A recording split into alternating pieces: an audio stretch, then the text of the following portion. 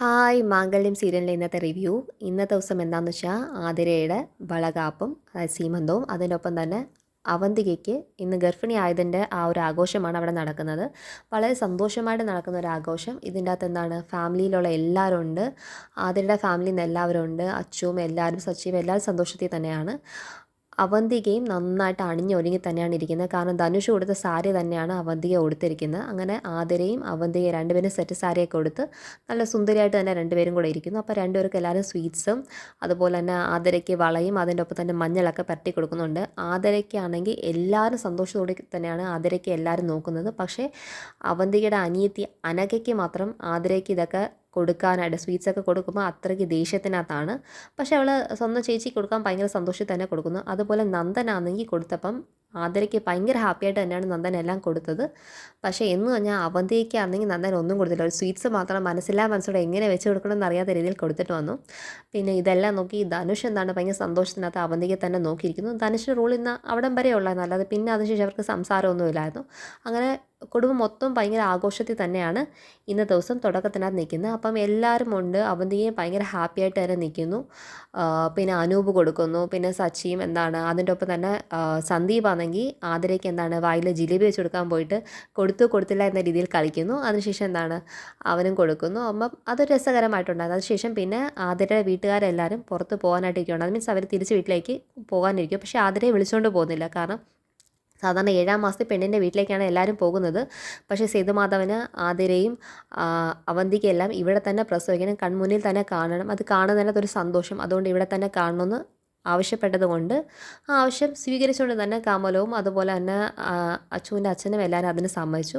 അപ്പം ഇതെല്ലാം പറഞ്ഞുകൊണ്ടിരിക്കുമ്പോഴത്തേക്കും സേതുമാധവൻ പറയുമ്പോൾ അവന്തിക പറയുന്നത് അത് ശരിയാ അച്ഛാ, ആതിര ഇവിടുന്ന് തന്നെ പ്രസവിക്കണമെന്ന് ഒരു മുള്ള് വെച്ച് സംസാരിക്കുന്ന പോലെ രീതിയിൽ തന്നെ അവന്തിക പറയുന്നു. ഇത് കേട്ടതും അച്ചുവിന് ഓർമ്മ വരുന്നത് ഇവിടുന്ന് ഇനി നടക്കുന്ന എല്ലാ ചടങ്ങിലും 2 ഗർഭിണികൾ കാണും, പക്ഷേ ഒരാൾ മാത്രമേ പ്രസവിക്കത്തുള്ളൂ. അതെന്തായാലും നിൻ്റെ അനിയത്തി ആതിര ആവത്തില്ല എന്ന് അന്ന് അവന്തിക പറഞ്ഞ വെല്ലുവിളി അച്ചുവിന് ഓർമ്മ വരുന്നു. പക്ഷേ അതേപോലെ തന്നെ അച്ചു അത് ആലോചിച്ചുകൊണ്ടിരിക്കുമ്പോൾ തന്നെ എന്താണ് അച്ചുവിൻ്റെ ചേട്ടത്തേമ്മ പറയുന്നുണ്ട്, മീര പറയുന്നുണ്ട്, എന്താണ് പറയുന്നത്, ആതിര ഇവിടെ തന്നെ കാണാം, ഞാൻ ആതിരയുടെ കൂടെ ഉണ്ടല്ലോ, അപ്പം അതിനകത്ത് ഒരു കുഴപ്പമില്ല. അപ്പം കമലവും എല്ലാവരും പറയുന്നത് ഞങ്ങൾക്ക് ഇവിടെ ആതിരയെ വിട്ടിട്ട് പോകുന്നതിനകത്ത് സങ്കടമൊന്നുമില്ല. കാരണം ഇവിടെ കൂടുതൽ സൗകര്യം ഉണ്ടല്ലോ, നിങ്ങൾക്ക് കൂടുതൽ നോക്കാൻ പറ്റുമല്ലോ, ഇവിടെ അതല്ലാതെ എല്ലാ ആൾക്കാരും ഉണ്ടല്ലോ, അപ്പം കുഴപ്പമില്ലയെന്ന് പറഞ്ഞിട്ട് അവർ പോകുന്നു.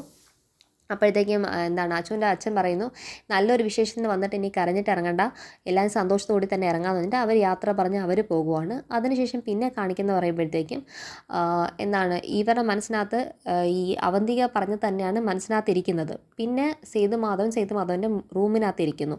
അത് ആഘോഷങ്ങളെല്ലാം കഴിഞ്ഞല്ലോ, അപ്പോൾ അവർ റെസ്റ്റിന് വേണ്ടി ഇരിക്കുകയാണ്. അപ്പം കൂടെ സ്നേഹയും ആ ബെഡ്റൂമിൽ തന്നെ ഉണ്ട്. അവന്തിക എന്താണ് ആ റൂമിലേക്ക് കയറി വന്ന് കയ്യിലൊരു കുപ്പിയായിട്ടാണ് വരുന്നത്, ഒരു മരുന്നിൻ്റെ കുപ്പിയാണ്, അതുമായിട്ട് വരുന്നു.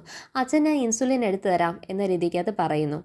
അപ്പം ഇതിന് തൊട്ട് മുന്നേ അവന്തിക ഈ സ്റ്റെപ്പ് കയറി പോകുന്നതിന് മുന്നേ തന്നെ അച്ചുവായിട്ട് കണ്ടിട്ടുണ്ടായിരുന്നു. അപ്പം എന്താണ് നിങ്ങളുടെ മനസ്സിലിരിപ്പോൾ എനിക്ക് എന്തായാലും മനസ്സിലായെന്ന് അച്ചു ഇവരോട് ആദ്യം തന്നെ പറയുന്നുണ്ട്. അപ്പോഴത്തേക്കും ഇവൾ പറയും നിനക്ക് മനസ്സിലായോ. അപ്പം അച്ചു വെല്ലുവിളിക്കും, നിങ്ങൾക്ക് കാണിക്കാൻ പറ്റും നിങ്ങൾ കാണിക്ക്, ഞാൻ എൻ്റെ ബുദ്ധിക്ക് അനുസരിച്ച് ഞാൻ കാണിച്ചോളാം എന്ന് പറഞ്ഞിട്ട് 6 മിടുക്കാണോ ജയിക്കുന്ന നമുക്ക് നോക്കാമെന്ന് പരസ്പരം വെല്ലുവിളിക്കുന്നു. അതിനുശേഷമാണ് അവന്തിക മേളിലേക്ക് കയറി പോകുന്നത്. അങ്ങനെ സേതുമാധവൻ്റെ റൂമിലെത്തിയപ്പോഴത്തേക്കും അവിടെ സ്നേഹ ഇരിക്കുന്ന കണ്ടത് അവന്തിക്ക് അത്ര ഇഷ്ടപ്പെട്ടില്ല. നീ ഇവിടെ തന്നെ ഉണ്ടായിരുന്നോ എന്നൊക്കെ ചോദിക്കുന്നു.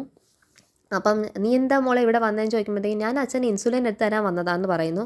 അയ്യോ നീ അതിന് വേണ്ടി മെനക്കെടണ്ടായിരുന്നല്ലോ, അച്ചുവിൻ്റെ അടുത്ത് പറഞ്ഞാൽ മതിയല്ലോ എന്ന് പറയുമ്പോഴത്തേക്കും ഞാനല്ലേ ഇത് ഇത്രയും നാൾ ചെയ്തുകൊണ്ടിരുന്നത്, എനിക്ക് കുഴപ്പമൊന്നുമില്ല എന്ന് പറഞ്ഞിട്ട് ഇതെങ്ങനെ ഇപ്പോൾ എടുക്കും, കാരണം അതിലെന്തോ അവൾ മരുന്ന് കലർത്തിയിട്ടുണ്ട്, സേതുമാധവന് ഒരു പണി കൊടുക്കാനായിട്ട് കലർത്തിയിട്ടുണ്ട്. അപ്പം ആ ഒരു കാര്യം സ്നേഹ കാണാതിരിക്കുക എന്നതാണ് പ്രധാന ആവശ്യം. അപ്പോൾ അതിനു വേണ്ടി അവിടെ തന്നെ താറി നിൽക്കുവാണ്.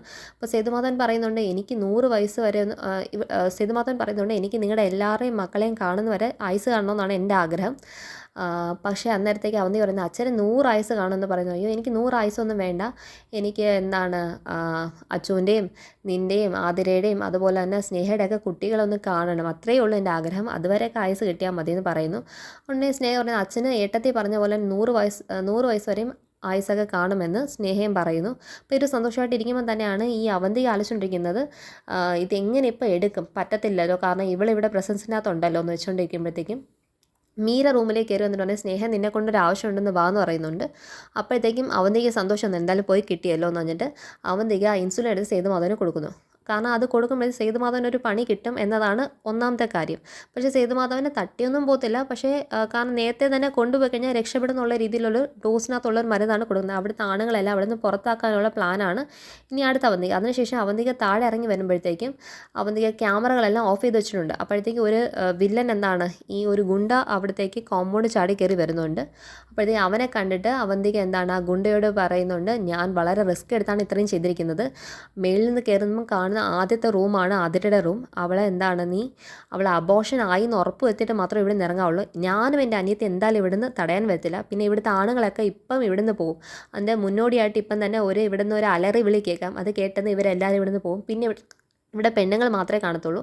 പിന്നെ വേറെ ഏത് പെണ്ണുങ്ങൾ തടയാൻ വന്നാലും നിനക്ക് തോന്നുന്നങ്ങ് ചെയ്തുകൊണ്ട് അതിനകത്തൊന്നും മടി കാണിക്കേണ്ട ആവശ്യമില്ല എന്ന് അവന്തിക ആ വന്ന ഗുണ്ടയോട് പറയുന്നു. അപ്പോൾ അവന്തിക ഫുൾ പ്ലാനാണ്. ഈ സേതുമാധവൻ ഇത് കൊടുത്തു തന്നെ ഇന്ന് ആതിരയുടെ കുട്ടിയെ അബോർട്ടാക്കി ആതിരേനെ ഇല്ലാതാക്കുമോ എന്ന പ്ലാനാണ് അവന്തികയുടെ ഈ നടപ്പിലാക്കാനുള്ള ഉദ്ദേശം. അപ്പോഴത്തേക്കും അവൻ മേളിലേക്ക് കയറി ചെല്ലാനായിട്ടുള്ള തയ്യാറെടുപ്പിനകത്താണ് നിൽക്കുന്നത്. ഇവർ രണ്ടുപേരും അവിടെ നിൽക്കുമ്പോൾ തന്നെ അച്ഛാ അച്ഛാ എന്ന് പറഞ്ഞിട്ട് മേളിൽ നിന്ന് ഒരു വിളി കേൾക്കുന്നുണ്ട്. അപ്പോഴത്തേക്കും സേതുമാധവൻ ആ കൊടുത്ത മരുന്നിൻ്റെ എഫക്റ്റ് വന്നു എന്നുള്ള കാര്യം ഉറപ്പായി. അങ്ങനെ സേതുമാധവനെ കൊണ്ട് എല്ലാവരും പോകുന്നു. സന്ദീപ് പോകാൻ യഥാർത്ഥത്തിൽ കൂടെ പോകാൻ തയ്യാറല്ലായിരുന്നു. അത് പറഞ്ഞു, അയ്യോ നീ പോ, എനിക്കൊരു സമാധാനമല്ല സന്ദീപ്, നീയും കൂടെ കയറിപ്പോ എന്ന് പറയുന്നു. പിന്നെ ഇനി അവിടെ ആകെപ്പാടെ ഉള്ളത് മീരയും അച്ചുവും അവന്തികയും അവന്തികയുടെ അനിയത്തി അനഘയും പിന്നെ അതുപോലെ തന്നെ ആതിരയും മാത്രമേ ഉള്ളൂ. അപ്പം ആതിര അകത്ത് കയറി ആതിര റൂമിലേക്ക് മെല്ലെ സ്റ്റെപ്പൊക്കെ കയറി മേളിലേക്ക് റൂമിലേക്ക് പോകുന്നു. റൂമിലേക്ക് പോയ ആതിരയ്ക്ക് റൂമിൽ വേറെ ആരോ ഉണ്ടെന്നൊരു പ്രസൻസ് തോന്നുന്നുണ്ട്. ഈ അവന്തികയും അതുപോലെ തന്നെ അനഘയും അതിൻ്റെ ഓപ്പോസിറ്റ് ആണല്ലോ ഇവരുടെ റൂം. ആ റൂമിൽ കയറിയിട്ട് ഇങ്ങനെ കഥ ഫുൾ ചാരാതെ പകുതി നിന്നിട്ട് എന്ത് നടക്കുന്നു കാണാൻ വേണ്ടി ഒളിഞ്ഞു നോക്കിക്കൊണ്ടിരിക്കുകയാണ്. അപ്പോഴത്തേക്കും ഈ ആതിര ഈ വെള്ളം കുടിക്കാനായിട്ട് വെള്ളം എടുത്തപ്പോഴത്തേക്കും അത് മനസ്സിലായ റൂമിനകത്ത് വേറൊരാൾ ഉണ്ടെന്ന് മനസ്സിലായി. ആതിരയ്ക്ക് എന്ത് ചെയ്യണമെന്ന് അറിയാതെ അവിടെ സ്റ്റക്കായി നിൽക്കുന്നു. അതാണ് ഇന്നത്തെ എപ്പിസോഡിൻ്റെ ഫുൾ അപ്ഡേറ്റ്. ഇനിയിപ്പം ബാക്കി എന്താ നടക്കുന്നത് നമുക്ക് കാണാം. അപ്പം ഇന്നത്തെ റിവ്യൂ എല്ലാവർക്കും ഇഷ്ടപ്പെടുമെന്ന് വിചാരിക്കുന്നുണ്ട്. എല്ലാവരും ചാനൽ ലൈക്ക് ചെയ്യണം, സപ്പോർട്ട് ചെയ്യണം, സബ്സ്ക്രൈബ് ചെയ്യണം, ഷെയർ ചെയ്യണം. അതുപോലെ തന്നെ നിങ്ങളുടെ എല്ലാ കമൻസും ഞാൻ വായിക്കുന്നതാണ്, എല്ലാത്തിനും റിപ്ലൈ ചെയ്യും. അതുകൊണ്ട് എല്ലാവരും കമൻറ്റ് ചെയ്യുക. Okay, thank you, by.